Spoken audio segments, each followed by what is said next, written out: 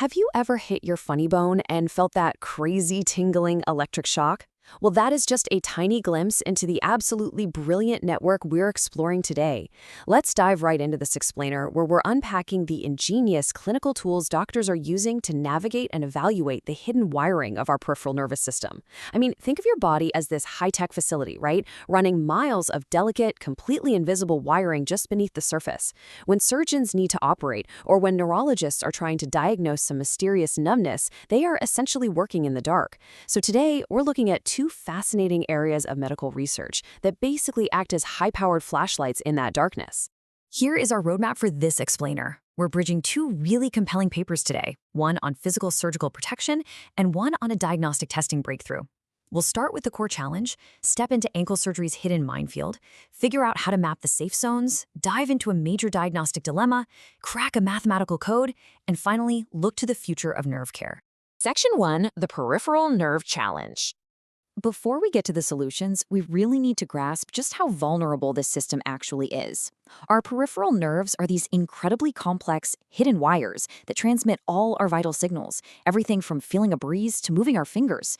But they face two massive, distinct threats. You've got physical injury, like a stray surgical scalpel, and then you have these insidious diseases that attack the nerves from the inside out. The crucial takeaway here is that to protect these delicate structures, modern medicine has had to invent some truly brilliant outside-of-the-box workarounds. Which brings us to Section 2, ankle surgery's hidden minefield. Now, ankle arthroscopy is usually this super safe, minimally invasive procedure. But check out this staggering statistic. When complications do happen, nerve injuries account for 55.4% of them. Over half. That makes the surgical ankle an absolute minefield for orthopedic surgeons who are just trying to safely place their arthroscopic tools through the skin. So what are they hitting? Well, the most frequently injured nerves are the branches of the superficial peroneal nerve, or SPN, along with the sural and saphenous nerves.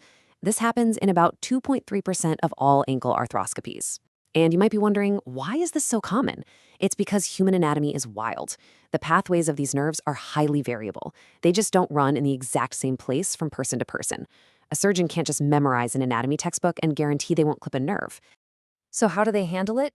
Let's look at Section 3, mapping the safe zones. Traditionally, doctors have relied on a very specific physical maneuver to find the SPN before they even make a cut. Actually, you can try this right now. If you point your toes down hard, that's maximal plantar flexion, and then turn the sole of your foot inward, you are literally pulling that exact nerve tight. The idea is that this makes it pop up enough for the surgeon to see or feel it under the skin, draw a line with a marker, and basically say, okay, don't cut here. But there's a huge catch, and it has to do with patient BMI. As a patient's body mass index goes up, visual identification literally falls off a cliff. The data shows that the odds of actually seeing that nerve drop by 32% for every single unit increase in BMI. Feeling for it drops by 17%. So for patients with a higher BMI just looking for or feeling the nerve, it's simply not a viable option. And this is exactly where technology steps in to save the day. Look at this night and day comparison. When researchers tested high-frequency ultrasound against those traditional look and feel methods, ultrasound mapped up to 92% of the nerve's hidden pathway. The traditional method barely caught 33%. Ultrasound objectively maps out these safe zones, giving surgeons a crystal clear path to work with. And doctors aren't just stopping at ultrasound. They tested arthroscopic transillumination, which is basically shining a light from inside the joint to cast a shadow of the nerve, and that completely failed, 0 out of 53 cases. But then there's near-infrared light. Devices like the Vein Viewer use this brilliant bit of clinical misdirection. They don't even look for the nerve. They map the veins instead. Because nerves almost always travel right next to veins, if you avoid the vein, you avoid the invisible nerve right next to it. The result? 0 reported injuries. All right, moving on to Section 4, the diagnostic dilemma. So we've seen how to physically dodge nerves. But what if the threat is a hidden illness attacking from within? Enter an incredibly tricky category of diseases called non-length dependent neuropathies, or NLDN. This includes severe conditions like sensory neuronopathy. Spotting NLDN early is notoriously difficult because honestly, it completely breaks the rules of typical nerve damage. Let me explain why it's so tricky. Typical nerve damage, length-dependent neuropathy, follows a dying back pattern. It hits the longest nerves first, meaning a patient feels numbness in their toes way before anywhere else. Standard diagnostic tests catch this easily. But NLDN, it goes rogue. It causes primary degeneration of sensory neurons and can actually strike the upper limbs and arms first, completely bypassing that usual feet-first pattern. Figuring this out requires some serious, systemic detective work before the damage becomes permanent. Luckily, we have a solution, which brings us to Section 5, cracking the SARR code. Researchers in France basically found an elegant mathematical cheat code for this diagnostic nightmare. Electrophysiologists do these tests where they send tiny electrical pulses to see how well nerves fire. They measure the signal amplitude in the sural nerve down in the leg, in the radial nerve up in the arm. The big breakthrough? Creating a ratio, the sural/radial amplitude ratio, or SRAR. By just dividing the leg signal by the arm signal, they found a massive disparity. Standard neuropathy patients sat at a median ratio of 0.17, but those sneaky NLDN patients, they spiked to a massive 0.74. If you look at the ROC curve mapped here, which is basically a chart grading how accurate a medical test is, that red line pushing hard into the top left corner is exactly what you want to see. It represents an area under the curve of 0.94.